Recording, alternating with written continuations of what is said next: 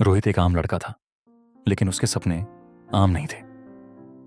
हर सुबह अलार्म बजता, वह 2 से 3 बार स्नूज करता, फिर आंखें खोलकर सीलिंग को देखते हुए सोचता, क्या मैं वो लाइफ जी रहा हूं जो मैं चाहता था? पर जवाब मिलने से पहले ही वो उठ जाता, क्योंकि लाइफ किसी का वेट नहीं करती। लोकल ट्रेन की भीड़, लोगों के थाके हुए चेहरे, सब एक जैसे लगते थे। हर कोई अपनी स्ट्रगल में बिजी। रोहित भी लड़ रहा था, बस उसकी फाइट अंदर चल रही थी। ऑफिस जाना, लैपटॉप खोलना, टारगेट्स कंप्लीट करना। सैलरी आती थी, पर खुशियां नहीं। मंथ के एंड तक अकाउंट ऑलमोस्ट जीरो हो जाता और सपने फिर पोस्टपोन हो जाते।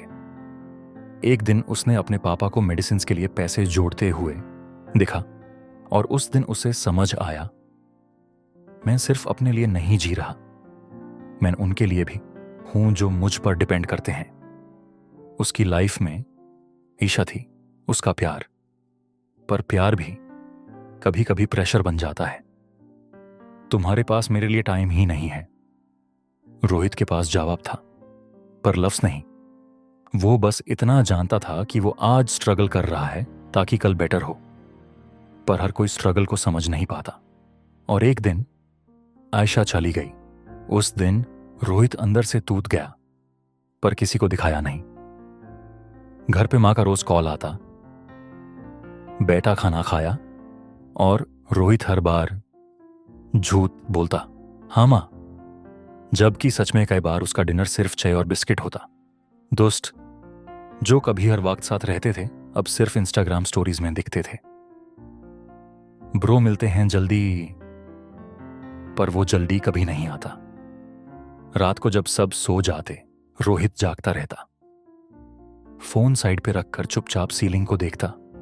कभी आंखों से आंसू निकाल जाते, बिना आवाज के। उसने सीख लिया था, स्ट्रांग बनना पड़ता है, चाहे अंदर से टूट रहे हो। फिर एक दिन ऑफिस से वापस आते वक्त ट्रेन के विंडो में अपनी रिफ्लेक्शन देखकर उसने खुद से एक सवाल पूछा, क्या मैं इसी लाइफ के लिए बना हूं? उस दिन रोहित ने डिसाइड किया, अब चेंज लाना पड़ेगा। उसने छोटी छोटी चीजें स्टार्ट की। सुबह जल्दी उठना, नए स्किल्स सीखना, साइड हसल पे काम करना, अपनी हेल्थ पे फोकस करना। शुरू में मुश्किल था, बहुत मुश्किल। कभी फेल होता, कभी डिमोटिवेट होता, पर इस बार वो रुकता नहीं था। महीनों बाद चीजें धीरे धीरे चेंज होने लगी।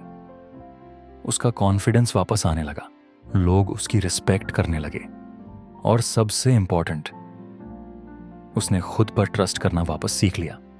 एक दिन उसकी मां ने फोन पे कहा, बेटा तू आजकल खुश लगता है। रोहित हल्का सा मुस्कुराया, क्योंकि उसे समझ आया खुशी रिजल्ट से नहीं, प्रोग्रेस से आती है। और फिर एक दिन उसके फोन पे एक नोटिफिकेशन आया। स्क्रीन पे नाम देखते ही उसका दिल 1 सेकंड के लिए रुक गया। आयशा। मैसेज था, हे रोहित, कैसे हो? बहुत टाइम हो गया, आज अचानक तुम याद आए, पता नहीं क्यों। रोहित कुछ देर तक स्क्रीन को बस देखता रहा। फ्लैशबैक एक मूवी की तरह उसके दिमाग में चलने लगा। वो हंसी, वो फाइट्स, वो लास्ट गुड बाय। उसके अंदर दो आवाज थी, एक कह रही थी रिप्लाई कर, दूसरी कह रही थी जब जरूरत थी तब वह नहीं थी। उसने डीप ब्रेथ ली, फोन साइड पे रखा, फिर दोबारा उठाया और सिर्फ इतना लिखा, I am good, hope you are doing well too. ना गुस्सा ना प्यार, बस एक बैलेंस। ईशा ने तुरंत रिप्लाई किया, आई एम सॉरी रोहित, शायद मैं तुम्हें समझ नहीं पाई। रोहित ने स्क्रीन को देखा और हल्का सा स्माइल किया। उसने लिखा, कोई बात नहीं, शायद उस वक्त मैं खुद को भी नहीं समझ पाया था। और बस वही एंड था। ना कोई कमबैक, ना कोई रीस्टार्ट, सिर्फ एक क्लोजर। रोहित बालकनी में जाकर खड़ा हो गया, आसमान को देखा और अंदर से एक अजीब सी शांति फील हुई।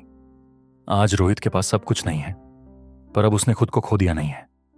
उसने सीख लिया, पैसा जरूरी है पर सब कुछ नहीं। प्यार जरूरी है पर सेल्फ रिस्पेक्ट सबसे पहले।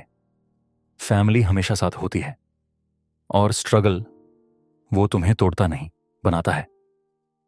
एंड में सिर्फ एक बात, कभी कभी लाइफ तुम्हें वापस वहीं लाती है जहां तुम टूट गए थे, सिर्फ ये दिखाने के लिए अब तुम पहले जैसे नहीं रहे। अगर ये स्टोरी आपको अपनी लाइफ से रिलेट हुई हो तो वीडियो को लाइक ही करो, चैनल को सब्सक्राइब करो और शेयर करो उन लोगों के साथ जो अभी स्ट्रगल कर रहे हैं, क्योंकि शायद उन्हें इस स्टोरी की ज़रूरत हो।